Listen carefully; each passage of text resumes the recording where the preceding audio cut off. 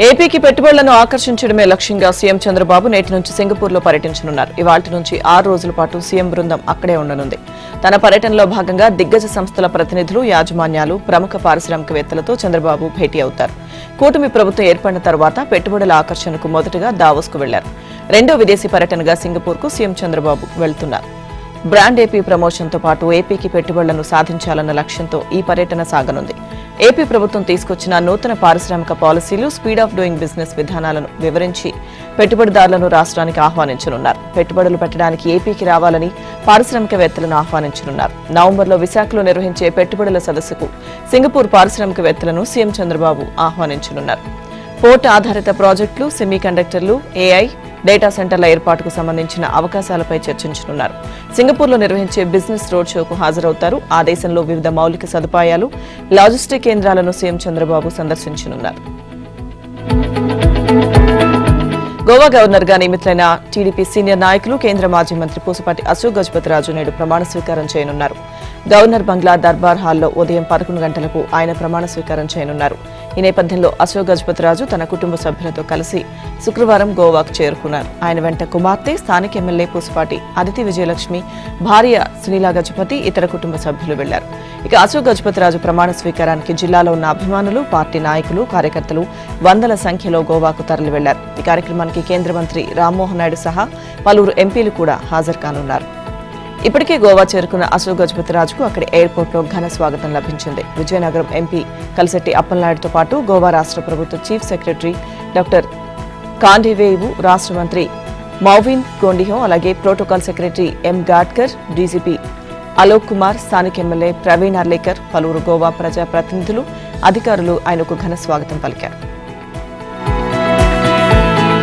తెలంగాణ ఉద్యమం నుంచి 10 ఏళ్ల అధికారం దాకా బీఆర్ఎస్ పార్టీలో కలిసి నడిచిన కేటీఆర్, కవిత ఇప్పుడు ఒకే పార్టీలో ఉప్పు నిప్పుగా ఉంటున్నారు. బీఆర్ఎస్ లో ఉందో లేదో క్లారిటీగా చెప్పని కవిత సొంత పార్టీనే టార్గెట్ చేస్తూ దూకుడు పెంచారు. పార్టీ ఎమ్మెల్సీగా ఉన్న బీఆర్ఎస్ కార్యక్రమాలకు దూరంగా ఉంటూ సొంత సంస్థ జాగృతిపైనే ఎక్కువగా ఫోకస్ పెట్టారు. ఇందులో భాగంగానే ఇవాళ కవిత జాగృతి వర్సెస్ బీఆర్ఎస్ అనుబంధ సంస్థ బీఆర్ఎస్వి పోటాపోటీగా శిక్షణ తరగతులు నిర్వహిస్తుండడం పార్టీలో తీవ్ర గందరగోళానికి దారితీస్తుంది. ఒకే రోజు ఇటు జాగృతి, అటు బీఆర్ఎస్వి కార్యక్రమాలు నిర్వహిస్తుండడం చర్చనీయాంశంగా మారింది. ఇవాళ హైదరాబాద్ వేదికగా అన్నా చెల్లెల బల ప్రదర్శన జరగనుంది. తెలంగాణ జాగృతి ఆధ్వర్యంలో లీడర్ శిక్షణ కార్యక్రమం జరగనుంది. జాగృతి అనుబంధంగా ఉన్న యువకులు, మహిళా, విద్యార్థి, కార్మిక విభాగాల్లో ఉన్న వారిని భావి నాయకులుగా తయారు చేయడం దీని ఉద్దేశం. అందుకే లీడర్ పేరిట శిక్షణ తరగతులు నిర్వహిస్తున్నట్లు చెబుతున్నారు కవిత. సరిగ్గా ఇవాళే బీఆర్ఎస్ పార్టీకి చెందిన విద్యార్థి విభాగం రాష్ట్ర స్థాయి సమావేశం జరగనుంది. ఈ సమావేశాన్ని బీఆర్ఎస్ అధిష్టానం ప్లాన్ చేసింది. నాచారంలోని ఓ కన్వెన్షన్లో బీఆర్ఎస్ ఏర్పాట్లు చేస్తుంది. బీఆర్ఎస్వి రాష్ట్ర స్థాయి సమావేశంలో కేటీఆర్, హరీష్ రావు దిశానిర్దేశం చేస్తారు. ఇక ఈ సమావేశం గత వారమే జరగాల్సి ఉన్న అనివార్య కారణాలతో వాయిదా పడింది. పోటాపోటీగా ఇటు బీఆర్ఎస్, అటు జాగృతి నిర్వహిస్తున్న సమావేశాలు విద్యార్థి, యువతకు సంబంధించినవే కావడం ప్రత్యేకతను సంతరించుకుంది. ఏపీలో పేదరిక నిర్మూలనకు P4 కార్యక్రమాన్ని చేపట్టిన సీఎం చంద్రబాబు మరో కీలక నిర్ణయం తీసుకున్నారు. కుప్పం నియోజకవర్గంలో 250 కుటుంబాలను దత్తత తీసుకుంటున్నట్లు ప్రకటించారు. ఆ కుటుంబాలను అన్ని రకాలుగా అభివృద్ధి చేసే బాధ్యత తనదే అన్నారు.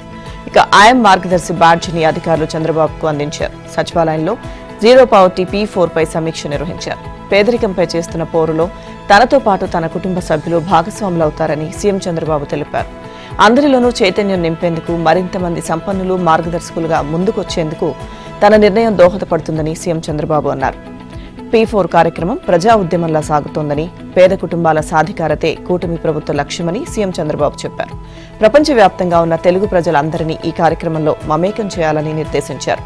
ప్రవాసాంధ్రులను భాగస్వామ్యం చేసేందుకు ఏపీ ఎన్ఆర్టీ సాయం తీసుకోవాలని చెప్పారు. ఇక అలాగే కార్పొరేట్ సంస్థలు కలిసి వచ్చేలా చూడడంతో పాటు వారితో సమన్వయం చేసుకోవాల్సిన బాధ్యత జిల్లా కలెక్టర్లదే అని చంద్రబాబు స్పష్టం చేశారు. ఆగస్టు 15 నుంచి P4 మొదటి విడత ప్రారంభమవుతుందని చంద్రబాబు తెలిపారు.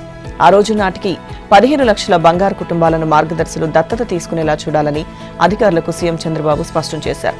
అయితే ఇప్పటి వరకు 5,74,811 బంగారు కుటుంబాలను దత్తత తీసుకోగా 57,503 మార్గదర్శులుగా నమోదు చేసుకున్నారని, మొత్తం లక్ష్యం నెరవేరాలంటే మరో 2 లక్షల మంది మార్గదర్శుల అవసరం ఉందని అధికారులు సీఎం చంద్రబాబుకు వివరించారు. ఓబులాపురం మైనింగ్ కంపెనీ కేసులో ఏపీకి చెందిన సీనియర్ ఐఏఎస్ అధికారిని వై శ్రీలక్ష్మికి భారీ ఎదురుదెబ్బ తగిలింది. ఈ కేసులో 6వ నిందితురాలిగా ఉన్న శ్రీలక్ష్మి సీబీఐ కోర్టులో పూర్తిస్థాయి విచారణ ఎదుర్కోవాల్సిందే అని తెలంగాణ హైకోర్టు స్పష్టం చేసింది. ఇక ఆమె దాఖలు చేసిన క్రిమినల్ రివిజన్ పిటిషన్ను కొట్టివేసింది. మాజీ మంత్రి మైనింగ్ వ్యాపారి గాలి జనార్దన్ రెడ్డి ఆధ్వర్యంలో జరిగిన అక్రమ మైనింగ్ కుంభకోణానికి శ్రీలక్ష్మి సహాయపడ్డారని సీబీఐ కేసు నమోదు చేసింది. ఈ కేసులో ఇతర నిందితులుగా ఉన్న ఓఎంసీ డైరెక్టర్లు బీవీ శ్రీనివాసరెడ్డి, గాలి జనార్దన్ రెడ్డి, అప్పటి గనుల శాఖ డైరెక్టర్ పిడి రాజగోపాల్, అలీఖాన్లను ఇప్పటికే సీబీఐ కోర్టు దోషులుగా తేల్చింది. అయితే శ్రీలక్ష్మి క్రిమినల్ రివిజన్ పిటిషన్ దాఖలు చేయడంతో హైకోర్టు ఆమెకు ఊరట కల్పించింది. దీంతో ఆమె పాత్రపై సీబీఐ కోర్టులో విచారణ జరగలేదు. హైకోర్టు ఊరట కల్పించడంపై సీబీఐ సుప్రీంకోర్టును ఆశ్రయించగా హైకోర్టు తీర్పును కొట్టివేసింది. శ్రీలక్ష్మి దాఖలు చేసిన పిటిషన్పై మళ్లీ విచారణ చేపట్టి 3 నెలల్లో నిర్ణయం తీసుకోవాలని హైకోర్టుకు స్పష్టం చేసింది. ఈ పిటిషన్పై జస్టిస్ కె లక్ష్మణ్ ధర్మాసనం పూర్తి స్థాయిలో విచారణ చేపట్టింది. శ్రీలక్ష్మి తరపున వివేక్ రెడ్డి వాదనలు వినిపించగా సీబీఐ తరపున న్యాయవాది శ్రీనివాస్ వాదనలు వినిపించారు. ఇరు వాదనలు విన్న ధర్మాసనం మైనింగ్ లీజులు, క్యాప్టివ్ మైనింగ్ వంటివన్నీ వివాదాస్పద అంశాలని, అవన్నీ పూర్తి స్థాయి విచారణలోనే తేల్తాయని పేర్కొంది. శ్రీలక్ష్మి విచారణను ఎదుర్కోవాల్సిందేనని తేల్చి చెప్పిన కోర్టు ఆమె దాఖలు చేసిన పిటిషన్ను కొట్టివేసింది. లిక్కర్ కేసులో A47గా ఉన్న బెహ్రూన్ షాజుల్ షేక్ సిట్ అధికారులకు కీలక విషయాలు చెప్పినట్లుగా తెలుస్తోంది. ఎన్నికల్లో వైసీపీ ఓడిపోయాక తన దగ్గర పెట్టిన డబ్బులు తీసుకున్నారని, తనను దుబాయ్కి వెళ్లిపోమ్మన్నట్లు చెప్పారని తెలిపారు. తనకు లిక్కర్ స్కామ్తో సంబంధం లేదన్నారు. జగన్ హయాంలో జరిగిన మద్యం కుంభకోణంలో ప్రధాన నిందితుడు రాజ్ కసిరెడ్డి ప్రణాళిక అమలు కోసం నియమించుకున్న విద్యావంతులైన యువకుల్లో షాజుల్ షేక్ ఒకరు. నెల్లూరు జిల్లాకు చెందిన షాజిల్ ఆటోమొబైల్ ఇంజనీరింగ్ పూర్తి చేసి ఉద్యోగ అన్వేషణలో ఉండగా రాజ్ కసిరెడ్డి గ్యాంగ్ కంట్లో పడ్డాడు. లిక్కర్ స్కామ్లో వసూలు చేసిన కమిషన్ల నుంచి రాజ్ కసిరెడ్డి కొంత నొక్కేశాడు. హైదరాబాద్లో రియల్ ఎస్టేట్లో పెట్టుబడులతో పాటు విదేశాల్లో వ్యాపారాలు ప్రారంభించాడు. సిట్ అధునాతన టెక్నాలజీ సాయంతో మొత్తం మూలాలను వెలికితీస్తుంది. మద్యం ముడుపుల వసూలు నిందితులు పలుమార్లు హైదరాబాద్లోని బెహ్రూన్ ఫ్లాట్కు వెళ్లినట్లుగా విచారణలో గుర్తించింది.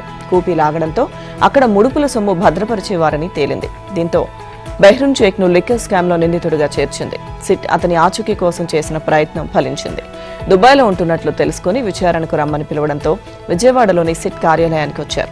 లిక్కర్ స్కామ్తో తనకు ఎలాంటి సంబంధం లేదని, రాజ్ కసిరెడ్డి ఈవీ వాహనం కోసమే పనిచేశానని చెప్పిన బెహ్రూన్ అందుకు సంబంధించిన ఆధారాలు కూడా సిట్ అధికారులకు అందజేసినట్లు తెలిసింది.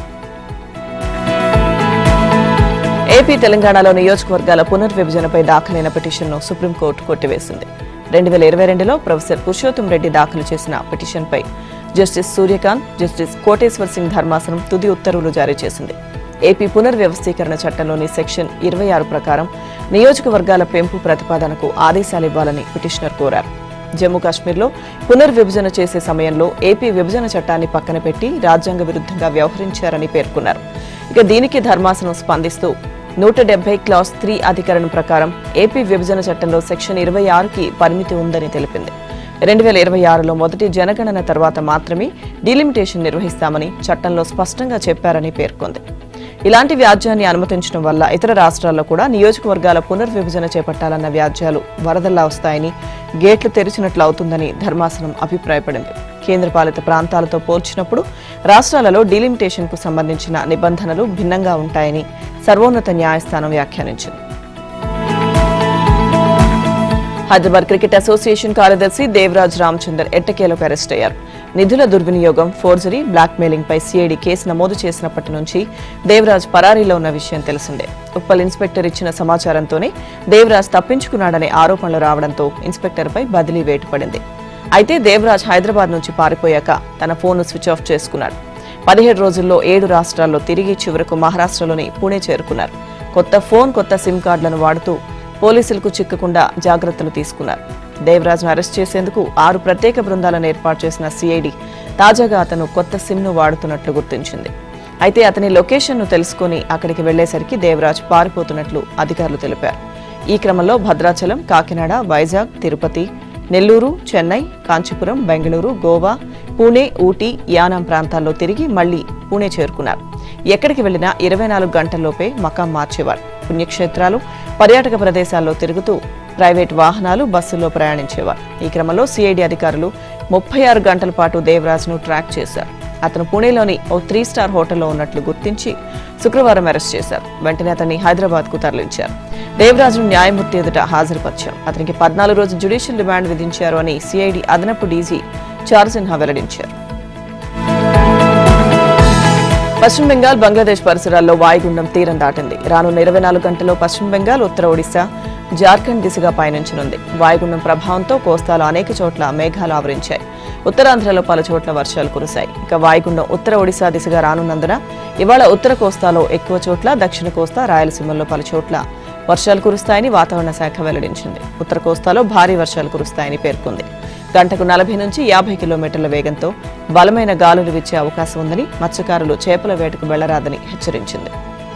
ఇక నైరుతి రుతుపవనాలు చురుగ్గా కదలడం, వాయుగుండం ప్రభావంతో నిన్న కోస్తా జిల్లాల్లో తేలికపాటి నుంచి మోస్తరు వర్షాలు కురిశాయి. అల్లూరు జిల్లా ముంచింగిపట్టులో గరిష్టంగా 46 మిల్లీమీటర్ల వర్షపాతం నమోదైంది. ఉత్తర కోస్తాలోని పలు ప్రాంతాల్లో 10 మిల్లీమీటర్ల కన్నా ఎక్కువ వర్షం పడింది. శ్రీకాకుళం నుంచి పల్నాడు జిల్లా వరకు ముసురు వాతావరణం నెలకొంది.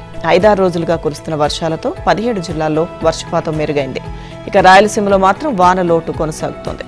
ఇక తెలంగాణలోనూ ఈ నెల 29 వరకు వర్షాలు కురిసే అవకాశం ఉందని హైదరాబాద్ వాతావరణ కేంద్రం తెలిపింది. ఇవాళ పలు జిల్లాల్లో భారీ వర్షాలు కురుస్తాయని వెల్లడించింది. ముఖ్యంగా ఆదిలాబాద్, ఆసిఫాబాద్, మంచిర్యాల, నిర్మల్, నిజామాబాద్ జిల్లాలో భారీ వర్షాలు పడే అవకాశం ఉందని హెచ్చరించింది. మిగిలిన అన్ని జిల్లాల్లోనూ ఉరుములు, మెరుపులు, ఈదురుగాలులతో కూడిన వర్షాలు అక్కడక్కడా కురుస్తాయని తెలిపింది. ఇక నిన్న తెలంగాణ వ్యాప్తంగా పలుచోట్ల భారీ వర్షం కురిసింది.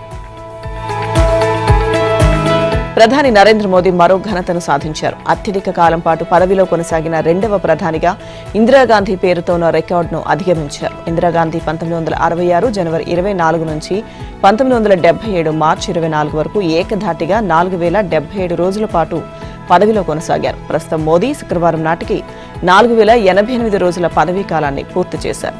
ప్రథమ ప్రధాని జవహర్లాల్ నెహ్రూ ఓటమిని ఎరగకుండా అత్యధిక కాలం పాటు పదవిలో కొనసాగారు. వరుసగా 3 సార్లు కాంగ్రెస్ కు విజయం సాధించి పెట్టారు.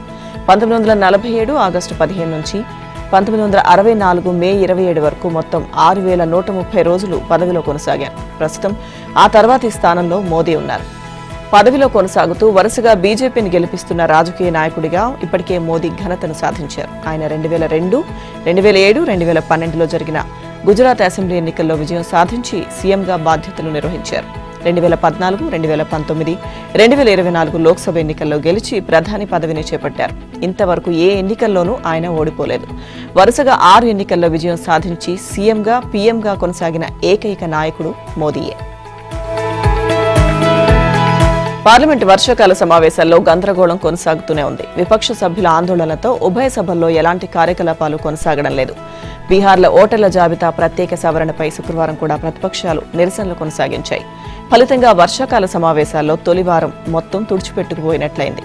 ఏ అంశంపైనైనా చర్చించేందుకు సిద్ధమని కేంద్ర ప్రభుత్వం పదే పదే ప్రకటిస్తున్న విపక్ష సభ్యులు మాత్రం పట్టించుకోకుండా ఆందోళనలు చేస్తూనే ఉన్నారు. శుక్రవారం లోక్సభ సమావేశమైన వెంటనే విపక్ష సభ్యులు నినాదాలు, ప్లకార్డులతో నిరసనకు దిగడంతో గందరగోళ పరిస్థితులు నెలకొన్నాయి. దీంతో స్పీకర్ ఓం బిర్లా సభను మధ్యాహ్నానికి వాయిదా వేశారు. 2 గంటలకు సమావేశమైన తర్వాత కూడా ప్రతిపక్ష సభ్యులు వ్యతిరేకంగా నినాదాలు చేస్తూ వెల్లోకి దూసుకెళ్లారు. స్పీకర్ స్థానంలో ఉన్న జగదాంబిక పాల్ స్పందిస్తూ ఈ గందరగోళం, రభస వల్ల ఎవరికీ ప్రయోజనం ఉండదని అన్నారు. ప్రజలు వారి సమస్యలను లేవనెత్తుతారని మిమ్మల్ని ఇక్కడికి పంపించారు. కానీ మీరు సభా కార్యకలాపాలకు అంతరాయం కలిగిస్తున్నారు. సభను వాయిదా వేయించడం అంటే ఏదో సాధించినట్లు కాదన్నారు. ఇది ఆందోళనకరమైన అంశం, యావత్ దేశానికే హానికరమని విపక్ష సభ్యులకు హితవు పలికారు. ఇక రాజ్యసభలో కూడా ఇదే పరిస్థితి కొనసాగడంతో ఎలాంటి కార్యకలాపాలు జరగకుండానే సభ వాయిదా పడింది. కాంగ్రెస్ అధ్యక్షుడు ఖర్గే, లోక్సభలో ప్రతిపక్ష నేత రాహుల్ గాంధీ సహా ఇండీ కూటమికి చెందిన పలువురు ఎంపీలు సర్ పోస్టర్లను చించేశారు. పార్లమెంటు భవన సముదాయంలోని చెత్తబుట్టల్లో వాటిని పడేసి నిరసన ప్రదర్శన చేశారు. సర్ను ఉపసంహరించుకోవాలని, దీనిపై ఉభయ సభల్లో చర్చ జరపాలని అన్నారు. జస్టిస్ యశ్వంత్ వర్మను హైకోర్టు జడ్జి పదవి నుంచి తప్పించేందుకు ఉద్దేశించిన అభిశంసన తీర్మానాన్ని లోక్సభలోనే చేపట్టాలని కేంద్ర ప్రభుత్వం నిర్ణయించింది. ఇక ఈ తీర్మానం కోసం లోక్సభలో బీజేపీ, రాజ్యసభలో కాంగ్రెస్ నోటీసు ఇచ్చాయి. కాంగ్రెస్ ఇచ్చిన నోటీసును అనుసరించి అభిశంసన తీర్మానాన్ని చేపట్టాలని నిర్ణయం తీసుకుని అధికార పార్టీ ఆగ్రహానికి గురైన రాజ్యసభ చైర్మన్ జగదీప్ ధన్ఖడ్ అదే రోజు రాజీనామా చేశారు. ఆయన పదవి నుంచి తప్పుకోవడంతో కొత్త ఉపరాష్ట్రపతి వచ్చే వరకు రాజ్యసభ నిర్వహణ బాధ్యత రాజ్యసభ డిప్యూటీ చైర్మన్ హరివంశ్ నారాయణ్ సింగ్ చేతుల్లోకి వెళ్లిపోయింది. ఇక ఈ నేపథ్యంలో ఆయన కార్యాలయం కాంగ్రెస్ ఇచ్చిన నోటీసును రాజ్యసభ అనుమతించలేదని చెబుతోంది. దాంతో బీజేపీ కోరుకున్నట్లు లోక్సభలో బీజేపీ ఆధ్వర్యంలో జస్టిస్ వర్మ అభిశంసన కార్యక్రమాన్ని చేపట్టే అవకాశం లభించింది. 21న లోక్సభ, రాజ్యసభ రెండూ ఒకేసారి అభిశంసన తీర్మానం నోటీసులను అందుకున్న నేపథ్యంలో చట్ట ప్రకారం ఇరు సభల సభ్యులతో కలిపి విచారణ కమిటీ వేయాల్సి ఉంటుందని జగదీప్ ధన్ఖడ్ అదే రోజు ప్రకటించారు. అయితే ఇప్పుడు రాజ్యసభలో నోటీసే లేనందున రెండు సభల్లో కలిపి విచారణ కమిటీ వేయడం ఉండదని భావిస్తున్నారు. ఇప్పుడు లోక్సభలో చేపట్టాలని నిర్ణయించడంతో అన్ని లోక్సభ ద్వారానే జరగనున్నాయి. ఇక మాజీ ఉపరాష్ట్రపతి జగదీప్ ధన్ఖడ్ కు వీడ్కోలు కార్యక్రమం చేపట్టడానికి అధికార పక్షం సిద్ధంగా లేని నేపథ్యంలో విపక్షమే ఆయనకు వీడ్కోలు విందు కార్యక్రమాన్ని చేపట్టాలని యోచిస్తోంది. తమిళనాడు రాజకీయాల్లో తనకంటూ ప్రత్యేక స్థానాన్ని సంపాదించుకున్న సినీ నటుడు, రాజకీయ నాయకుడు కమల్ హాసన్ ఎట్టకేలకు పార్లమెంట్లోకి అడుగుపెట్టారు. రాజ్యసభ సభ్యుడిగా తమిళంలో ప్రమాణ స్వీకారం చేశారు. ఈ కీలక ఘట్టం కమల్ హాసన్ రాజకీయ ప్రస్థానంలో ఒక ముఖ్యమైన మైలురాయిగా నిలిచింది. ఇక కమల్ హాసన్ చేత రాజ్యసభ డిప్యూటీ చైర్మన్ హరివంశ్ ప్రమాణ స్వీకారం చేయించారు. అనంతరం కమల్ హాసన్ అందరికీ నమస్కారం చేస్తూ ధన్యవాదాలు తెలిపారు. రాజ్యసభ సభ్యుడిగా ప్రమాణ స్వీకారం చేయడం గర్వంగా, గౌరవంగా ఉందని కమల్ హాసన్ తెలిపారు. గత లోక్సభ ఎన్నికల్లో మక్కల్ నీతిమయం పార్టీ డీఎంకేతో పొత్తు పెట్టుకుని ఎన్నికలకు వెళ్లారు కమల్ హాసన్. పొత్తులో భాగంగా ఒక రాజ్యసభ స్థానాన్ని కమల్ హాసన్ కు కేటాయించేందుకు డీఎంకేతో నాడు ఒప్పందం జరిగింది. ఈ క్రమంలో కమల్ హాసన్ రాజ్యసభకు పంపుతామని నాడు ప్రకటించింది. ఈ నేపథ్యంలో డీఎంకేకు చెందిన ఇద్దరు రాజ్యసభ సభ్యుల పదవీకాలం ఈ ఏడాది జూలైలో ముగియగా ఒక స్థానాన్ని కమల్ హాసన్ కు డీఎంకే కేటాయించింది. దీంతో కమల్ హాసన్ నామినేషన్ దాఖలు చేయగా ఏకగ్రీవంగా ఎన్నికయ్యారు. మాల్దీవులకు 4,850 కోట్ల రుణ సాయం చేయనున్నట్లు ప్రధాని నరేంద్ర మోదీ ప్రకటించారు. ఆ దేశానికి భారత్ నమ్మకమైన మిత్రుడని చెప్పారు. ఇవాళ జరగనున్న మాల్దీవుల స్వాతంత్ర్య దినోత్సవ వేడుకల్లో పాల్గొనేందుకు వచ్చిన మోదీకి మాల్దీవుల రాజధాని మాలిలో ఘన స్వాగతం లభించింది. రిపబ్లిక్ స్క్వేర్లో సంప్రదాయ నృత్యాలతో స్వాగతం పలికి సైనిక వందనం సమర్పించారు. ఇక ఈ సందర్భంగా ఇద్దరూ స్వయంగా పలు అంశాలపై చర్చలు జరిపారు. అనంతరం ఇరు దేశాల ప్రతినిధుల మధ్య చర్చలు జరిగాయి. వాణిజ్యం, రక్షణ, మౌలిక వసతులు వంటి అంశాల్లో సహకరించుకోవాలని నిర్ణయించారు. కొంతకాలంగా ఇరు దేశాల మధ్య సంబంధాలు పలు కారణాల వల్ల దెబ్బతిన్న తర్వాత తాజా పరిణామం చోటు చేసుకోవడం ఆసక్తిగా మారింది. ఇరు దేశాలు ఒక ద్వైపాక్షిక పెట్టుబడి ఒప్పందం చేసుకునేందుకు చర్చలు జరుపుతున్నట్లు ప్రధాని మోదీ చెప్పారు. అంతేగాక స్వేచ్ఛా వాణిజ్య ఒప్పందంపైన చర్చలు జరుగుతున్నాయని తెలిపారు. దేశంలో కులగణన చేసే వరకు తాను విశ్రమించేది లేదని లోక్సభ ప్రతిపక్ష నేత రాహుల్ గాంధీ అన్నారు. ఢిల్లీలో జరిగిన భాగీదారీ న్యాయ మహాసమ్మేళనం కార్యక్రమంలో రాహుల్ గాంధీతో పాటు పలు రాష్ట్రాల ఓబీసీ అగ్రనేతలు పాల్గొన్నారు. ఈ సందర్భంగా బీజేపీ, ఆర్ఎస్ఎస్ పై విమర్శలు గుప్పించారు. ఓబీసీల చరిత్రను ఉద్దేశపూర్వకంగా చెరిపేశారని దుయ్యబట్టారు. భారత ఉత్పాదక శక్తికి ఓబీసీలు ప్రతీకలని అన్నారు. ఇక అలాంటి వారికి అన్ని రంగాల్లో వివక్ష ఎదురవుతోందని ఆరోపించారు. 2004 నుంచి తాను రాజకీయాల్లో ఉన్నానని, 2 దశాబ్దాల కాలం వెనుతిరిగి చూసుకుంటే ఓబీసీల ప్రయోజనాలను కాపాడడం కోసం చేయగలిగినంత చేయలేకపోయానని అనిపిస్తోందని అన్నారు. ఇక ఆ పొరపాటును ఇప్పుడు సరిదిద్దుకోవాలనుకుంటున్నానని చెప్పారు. దేశవ్యాప్తంగా కులగణన చేసే వరకు విశ్రమించేది లేదన్నారు. ఇది తన శపథమని, కావాలంటే ప్రియాంక గాంధీని అడగాలంటూ రాహుల్ గాంధీ వ్యాఖ్యానించారు. తెలంగాణ కులగణన దేశానికే రోల్ మోడల్ అన్నారు రాహుల్ గాంధీ. అవకాశాలు అందిపుచ్చుకునే సామర్థ్యం అందరికీ రావాలన్నారు. ఓబీసీల చరిత్ర రాయకపోవడం వెనుక ఆర్ఎస్ఎస్ కుట్ర ఉందని, అన్ని రంగాల్లో బీసీలు వివక్ష ఎదుర్కొంటున్నారని ఆరోపించారు. భారతదేశ ఉత్పాదక శక్తికి ఓబీసీలు ప్రతీకలన్నారు. కాంగ్రెస్ పాలిత రాష్ట్రాల్లో కులగణను పూర్తి చేస్తామని రాహుల్ గాంధీ స్పష్టం చేశారు. ఈ సందర్భంగా భాషా వివాదంపైన రాహుల్ స్పందించారు. అభివృద్ధిలో విద్యే ప్రధానమని, ఇంగ్లీష్ నేర్చుకుంటే అవకాశాలు రెట్టింపు అవుతాయని అన్నారు. బీజేపీ నేతలు మాత్రం ఇంగ్లీష్ను వ్యతిరేకిస్తున్నారని మండిపడ్డారు. ఉత్తర భారతదేశాన్ని భారీ వర్షాలు వణికిస్తున్నాయి. ఎడతెరిపిలేని వానలతో ఉత్తరాది రాష్ట్రాలు ఉక్కిరిబిక్కిరవుతున్నాయి. ఢిల్లీ, ముంబై, కోల్కతాలో కురుస్తున్న భారీ వర్షాలకు జనజీవనం స్తంభించింది. నవీ ముంబై, ఠానేలో ఏకదాటిగా కురుస్తున్న వర్షాలకు నగరం అతలాకుతలమైంది. రహదారులు జలమయమయ్యాయి. ఇక రోడ్లపై నీరు నిలిచిపోవడంతో వాహనదారులు తీవ్ర ఇబ్బందులు పడ్డారు. ఎడతెరిపిలేని వర్షానికి నగరం మొత్తం స్తంభించిపోయింది. చాలా ప్రాంతాలు నీట మునిగాయి. అంధేరీలో రద్దీగా ఉండే సబ్వేలు సహా లోతట్టు ప్రాంతాలు పూర్తిగా నీట మునిగాయి. దీంతో అంధేరీ సబ్వేని అధికారులు మూసివేశారు. ముంబై, రాయ్గఢ్లో మరో 2 రోజుల పాటు భారీ వర్షాలు కురుస్తాయని భారత వాతావరణ శాఖ హెచ్చరించింది. ఈ మేరకు ఆరెంజ్ అలర్ట్ జారీ చేసింది. థానే, పాల్ఘర్లో కూడా భారీ వర్షాలు కురుస్తాయని హెచ్చరించింది. ఐఎండీ హెచ్చరికలతో అధికారులు అప్రమత్తమయ్యారు. ముంబై సమీప ప్రాంతాల ప్రజలు సముద్ర తీరానికి వెళ్లొద్దని హెచ్చరించారు. అనవసర ప్రయాణాలను రద్దు చేసుకోవాలని సూచించారు. మరోవైపు కోల్కతాలో భారీ వర్షం కారణంగా నేతాజీ సుభాష్ చంద్రబోస్ అంతర్జాతీయ విమానాశ్రయంలోకి వరద నీరు చేరింది. దీంతో ప్రయాణికులు తీవ్ర ఇబ్బందులు పడ్డారు. శుక్రవారం కురిసిన వర్షానికి ప్రధాన రహదారులపై మోకాలి లోతులో నీరు నిలిచిపోయింది. ఇక ఢిల్లీలోనూ యమునా నది పరవళ్లు తొక్కుతోంది. లోహాపూల్ వద్ద యమునా నది మొదటి హెచ్చరికకు చేరువలో ఉంది. లోతట్టు ప్రాంతాల్లోని ప్రజలు అప్రమత్తంగా ఉండాలని వాతావరణ శాఖ అధికారులు హెచ్చరించారు. పురాతన శైవ ఆలయాలున్న ప్రాంతం కోసం థాయిలాండ్, కాంబోడియా మధ్య మొదలైన యుద్ధం ముదురుతోంది. మొదట వివాదాస్పద ప్రాంతాల్లోనే పరస్పరం దాడులు చేసుకున్న ఇరు దేశాల సైన్యాలు శుక్రవారం 817 కిలోమీటర్ల మేర ఉన్న సరిహద్దుల వెంట ఇతర ప్రాంతాల్లో శతఘ్నులు, హెవీ మెషిన్ గన్లతో భారీగా కాల్పులకు దిగాయి. కంబోడియా స్వల్ప శ్రేణి రాకెట్లు ప్రయోగిస్తుండగా థాయిలాండ్ డ్రోన్లతో బాంబులు వేస్తోంది. దీంతో సరిహద్దులో తీవ్ర ఉద్రిక్త పరిస్థితి నెలకొంది. ఇప్పటికే ఇరువైపులా 1,50,000 మందికి పైగా సరిహద్దుల నుంచి సురక్షిత ప్రాంతాలకు తరలివెళ్లినట్లు అంచనా. కంబోడియా సరిహద్దులోని తమ 8 రాష్ట్రాల్లో థాయిలాండ్ అత్యవసర పరిస్థితిని ప్రకటించింది. సరిహద్దులోని 6 జాతీయ పార్కులను మూసివేసి సిబ్బందిని అక్కడి నుంచి తరలించింది. శుక్రవారం నాటికి థాయిలాండ్లో మృతుల సంఖ్య 20కి పెరిగింది. మరో 65 మంది తీవ్రంగా గాయపడ్డారు. కంబోడియాలో ఒకరు మరణించినట్లు, 10ల సంఖ్యలో గాయపడినట్లు ఆ దేశ మీడియా తెలిపింది. యుద్ధం నేపథ్యంలో థాయిలాండ్, కంబోడియాలకు వెళ్లే తమ దేశ ప్రయాణికులకు భారత్, యుఎస్ఏ, జపాన్ హెచ్చరికలు జారీ చేశాయి. ఇక ఆసియాన్ నేతృత్వం వహిస్తున్న మలేషియా ప్రతిపాదన మేరకు కాల్పుల విరమణకు తాము సిద్ధమైనా థాయిలాండ్ వినడం లేదని, ఈ అంశంలో ప్రపంచ దేశాలు జోక్యం చేసుకోవాలని కంబోడియా ప్రధాని హున్ మానెట్ విజ్ఞప్తి చేశారు. దీంతో ఈ యుద్ధం అంశంపై అత్యవసర సమావేశం నిర్వహించేందుకు ఐక్యరాజ్యసమితి భద్రతా మండలి సిద్ధమైంది. ఫెడరల్ ఎక్స్ ట్రాఫికింగ్ ఆరోపణలతో అరెస్టై జైల్లో మరణించిన జెఫ్రీ ఎప్స్టైన్ తో అమెరికా మాజీ అధ్యక్షుడు బిల్ క్లింటన్ కూడా సంబంధాలున్నాయని వాల్ స్ట్రీట్ జర్నల్ ఓ కథనాన్ని ప్రచురించింది. ఇక ఎప్స్టైన్ 50వ పుట్టినరోజు సందర్భంగా రూపొందించిన ప్రత్యేక ఆల్బంలో క్లింటన్ రాసిన ఓ లేఖకు కూడా చోటు కల్పించినట్లు, అందులో క్లింటన్ స్వహస్తాలతో రాసిన అక్షరాల్లో స్పష్టంగా కనిపిస్తున్న భాగాలను వాల్ స్ట్రీట్ జర్నల్ ప్రచురించింది. ఈ పుస్తకాన్ని ఎప్స్టైన్ మాజీ ప్రేయసి మ్యాక్స్వెల్ ఆధ్వర్యంలో తయారు చేశారు. అందులో ట్రంప్, క్లింటన్ సహా Wall Street billionaire Leon Black, fashion designer Vera Wang, media అధినేత మోడ్ జుకెర్మన్ రాసిన లేఖలున్నాయి. ఇక బిల్ క్లింటన్ కవితాత్మకంగా అందులో లేఖ రాశారు. ఎప్స్టైన్ చిన్నపిల్లాడి మనస్తత్వమని, సుదీర్ఘకాలం స్నేహాలను కొనసాగిస్తారని అందులో కొనియాడారు. 50 ఏళ్లు వచ్చినా ఇంకా కుర్రాడిలా ఉత్సాహంగా ఉంటారని, సాహసాలు చేస్తుంటారని పేర్కొన్నారు. క్లింటన్ రాసిన కొన్ని పదాలు అస్పష్టంగా ఉన్నట్లు వాల్ స్ట్రీట్ జర్నల్ పేర్కొంది. గాజాలో పరిస్థితులు దారుణంగా మారుతున్నాయి. యుద్ధం కారణంగా మహిళలు, చిన్నారుల పరిస్థితి దయనీయంగా తయారైంది. ముఖ్యంగా పోషకాహార లోపం, ఆకలితో చిన్నారులు అల్లాడిపోతున్నారు. శరీరం బక్కచిక్కి, పొత్తి కడుపులు ముడుచుకుపోయి ఎముకలు తేలిన చిన్నారుల పరిస్థితి హృదయ విదారకంగా తయారైంది. చిన్నారులు కనీసం నడవలేకపోతున్నారు. ఏడిచే ఓపిక కూడా లేని స్థితి. ఆకలి బాధలు తట్టుకోలేక చిన్నపిల్లలు పిట్టల్లా రాలిపోతున్నారు.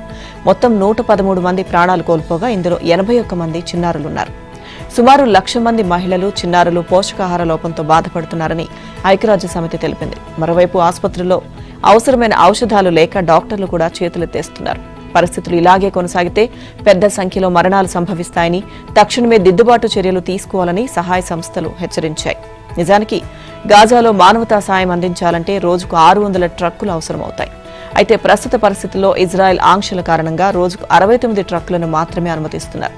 ఈ తరుణంలో గాజాలో ప్రజలకు ఆహారం, తాగునీరు, ఔషధాలు అందించేందుకు 6,000 వాహనాలు సిద్ధంగా ఉన్నాయని ఐక్యరాజ్య సమితి తెలిపింది. ఇజ్రాయెల్ అనుమతిస్తే ఈ వాహనాలన్నీ ఈజిప్ట్, జోర్డాన్ నుంచి గాజాలోకి వస్తాయని వెల్లడించింది. మానవతా సాయం అందించేందుకు ఇజ్రాయెల్ తక్షణమే అంగీకరించాలని సూచించింది. Royal Challengers Bengaluru pacer S దయాల్పై మరో అత్యాచారం కేసు నమోదైంది. జైపూర్ పోలీసులు అతడిపై ఎఫ్ఐఆర్ దాఖలు చేశారు. ఎస్ దయాల్ తొలిసారి 2023లో 17 ఏళ్ల బాలికపై అత్యాచారం చేశాడన్న ఆరోపణలున్నాయి. క్రికెటర్గా ఎదిగేందుకు సాయం చేస్తారనే సాకుతో దయాల్ పలుమార్లు ఆమెపై అత్యాచారానికి పాల్పడ్డాడట. బాలిక చేసిన ఫిర్యాదుతో ఎస్ దయాల్పై కేసు నమోదు చేసినట్టు తెలిపారు. ఇక దయాల్పై అత్యాచారం కేసు నమోదు కావడం ఇది 2వసారి. యూపీకి చెందిన ఓ మహిళను పెళ్లి చేసుకుంటానని 5 ఏళ్ల పాటు ఆమెతో సహజీవనం చేసి మోసం చేసిన కేసులో పోలీసులు అతడిపై కేసు నమోదు చేశారు. ఇవాటి నుంచి ఆరంభమయ్యే 2 రోజుల తుది పోరులో భారత్కు చెందిన కోనేరు హంపి, దివ్యా దేశ్ముఖ్ అమీతుమీ తేల్చుకోనున్నారు. 38 ఏళ్ల Humpy defending world rapid champion కాగా 19 ఏళ్ల దివ్య వర్ధమాన సంచలనం. వరల్డ్ నెంబర్ 5 హంపి 18వ ర్యాంక్ దివ్యా దేశ్ముఖ్ సెమీఫైనల్స్ లో చైనా స్టార్లను ఓడించింది. ఇక ప్రపంచ కప్ లో 2 భారత క్రీడాకారులు ఫైనల్ కు చేరడం చరిత్ర. టైటిల్ ఫైట్ కు చేరడం ద్వారా grand master Humpy, international master Divya ప్రతిష్టాత్మక క్యాండిడేట్స్ టోర్నమెంట్ కు క్వాలిఫై అయ్యారు. ఇక క్యాండిడేట్స్ టోర్నీ ద్వారా ప్రపంచ ఛాంపియన్ జూ వెన్జున్తో టైటిల్ కోసం తలపడి క్రీడాకారిణిని నిర్ణయిస్తారు. ఇక వరల్డ్ కప్ ఫైనల్లో ఇవాళ జరిగే క్లాసికల్ ఫార్మాట్ మొదటి గేమ్లో హంపి, దివ్య తలపడతారు.